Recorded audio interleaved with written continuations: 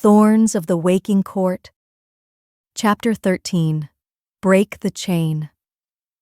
The Chancellor's true nature, once veiled by ceremony and ancient law, now bled openly into the court, contaminating every corner of Thornecourt.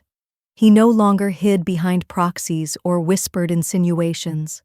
His loyalists, emboldened by Aerith's evident decline and Calla's unpredictable power, moved with chilling confidence, their eyes sharp with ambition. They sought to corner Calla, to test the limits of her grove-given magic, to force her hand into a decisive battle she wasn't ready for, to either break her or bend her to their will. The atmosphere in the hollow grew suffocating, thick with unseen machinations and the scent of impending violence. One night, the trap was meticulously set. Calla, guided by a faint, distant whisper from the roots, an instinct that vibrated deep within her bones, ventured into a lesser-used branch of the hollow, a narrow, winding passage known as the Veiled Path. Here, the luminous moss grew in such abundance it resembled a river of starlight flowing across the blackwood floor, casting an ethereal glow that played tricks on the eye. The air was thick with the scent of lilies and blood, the paradoxical fragrance that always preceded the grove's deepest truths, a warning that echoed the tragic history of her mother. She knew she was being drawn, not by malice, but by a sense of impending inevitability, a pull stronger than any human will. Elias had been with her initially, his protective presence a constant, unwavering comfort. He moved silently, his steps light, his senses attuned to every shift in the air, every subtle change in the root light. He was her shadow, her shield. But as they turned a corner into a vast, silent cavern, the light abruptly died, plunging them into suffocating darkness.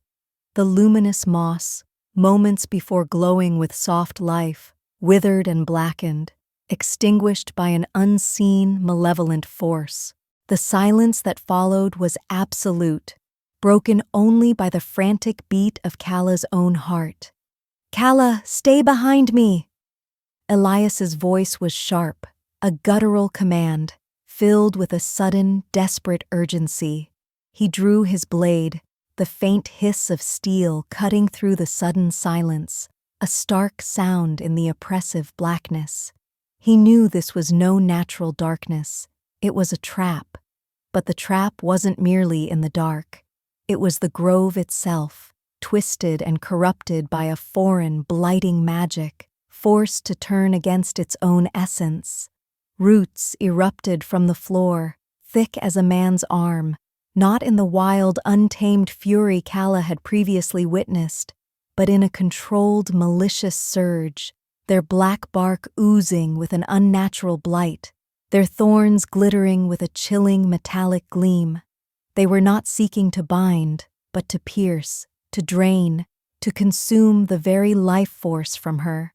The air grew cold, a deathly chill radiating from the blighted roots. Elias lunged, intercepting the first root, his blade sparking as it deflected the blighted wood, forcing it back. He moved with a speed Calla had not seen before, a blur of steel and dark fabric. But more came, a relentless, suffocating tide of thorns, bursting from every surface, from above, below, and all sides. They were too many, too swift, a suffocating ambush. One wrapped around Elias's ankle, pulling him off balance, dragging him down. Another whipped towards Calla's chest, its blighted tip aimed precisely at her heart, glowing with a malevolent, sickly green light. She cried out, a strangled sound, instinctively raising her arm. The sigil on her wrist flared, a blinding white light, almost searing, trying to push back the encroaching blight. But it wasn't enough. The blighted root was too strong, too fast, imbued with the Chancellor's own twisted magic. She felt the searing, icy pain as it pierced her flesh, a cold fire burning through her skin, aiming for her core. for the very essence of her connection to the grove. Then, a sudden, crushing impact, a desperate, primal shove. Elias. He threw himself forward, pushing Calla clear with a desperate surge of strength, interposing his own body between her and the poisoned thorn. The blighted root, diverted from Calla's heart, plunged deep into Elias's side, its poisonous tip sinking into his ribs with a sickening thud. His breath left him in a ragged, pained gasp, a sound of utter agony that tore through Calla's soul. He fell, his steel-feathered mask clattering to the blackened floor, its metallic sound echoing in the unnatural silence. His face, usually stoic and unreadable, was now contorted in agony, etched with a pain that ripped through her. The blight spread rapidly from the wound, blackening his skin, freezing the roots around them, turning living wood into brittle, dead husks. "Elias!" Calla screamed, her voice raw with terror and grief, scrambling to him, cradling his head in her lap. The white light from her sigil pulsed frantically, desperately attempting to heal him, to push back the dark corruption, to reverse the irreversible. But it was too potent, too deep. The blight was like a living poison, consuming him from within. He looked up at her, his eyes glazed with pain, but a familiar strength still flickered within them, a last ember of his enduring loyalty. "The truth, Calla. It must live." He coughed, blood bubbling on his lips, black and virulent, tainted by the blight. His voice was fading, becoming a whisper. "Your mother, her legacy, protect it." His hand, trembling violently, reached for her wrist, brushing the glowing sigil, a final transfer of his hope, his purpose. "Break the chain of this curse." His eyes clouded, silver frosted over, and the light within them faded, replaced by the dull sheen of death. His body went slack, the life draining out of him, replaced by the chilling, unyielding cold of the blight that now covered his skin, turning him into a rigid, lifeless form. Elias, her loyal guardian, her steadfast protector, the quiet anchor in her storm, was dead. The cold anger that had burned within Calla since her mother's revelations now erupted into a scorching inferno of pure, unadulterated rage.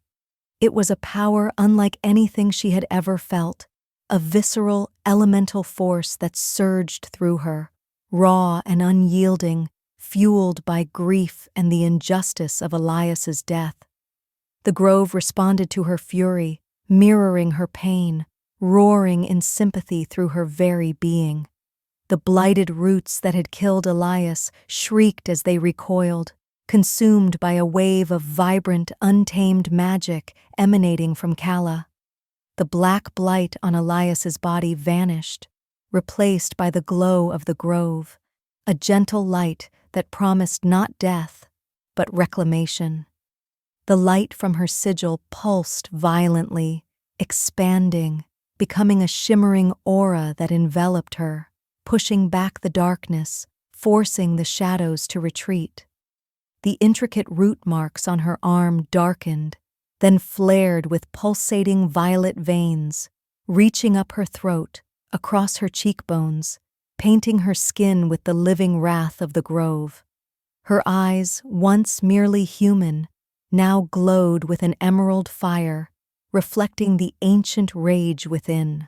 The walls of the cavern groaned, roots twisting and cracking under the pressure of her unleashed power. The very air vibrated, charged with unleashed magic, a living, pulsing entity. The Chancellor's trap had not broken her. It had forged her into a weapon. Elias's sacrifice had not been a defeat, but a catalyst. The court fractured entirely in the aftermath. The news of Elias's death, coupled with the raw, uncontrolled display of Calla's power, sent shockwaves through Thornecourt, echoing through every hidden corridor and whispered conversation. Fear mixed with awe. The Chancellor's carefully constructed dominance began to crumble as his weapon, the grove-marked girl, turned out to be a wildfire, uncontrollable and devastating. Calla was no longer merely grove-marked, she was grove-possessed, a living embodiment of its fury. And in her heart, she carried the blazing torch of Elias's last words, his sacred sacrifice. Break the chain, she would, for him, for her mother, for Thornecourt. End of chapter 13.